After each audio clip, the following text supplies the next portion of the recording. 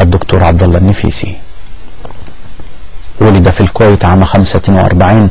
حصل على البكالوريوس في العلوم السياسية من الجامعة الأمريكية في بيروت عام 67، وعلى الدكتوراه من كلية تشرشل في جامعة كامبريدج في بريطانيا عام 72. عين رئيسا لقسم العلوم السياسية في جامعة الكويت في الفترة بين عامي 74 و 78، حيث ترك الجامعة وانتقل للتدريس في جامعة إكستر في بريطانيا بين عامي 80 و 81، ثم إلى جامعة العين في الإمارات من العام 81 وحتى العام 84. أصبح عضوا في مجلس الأمة الكويتي عام 85، غير أن المجلس حل في العام 86.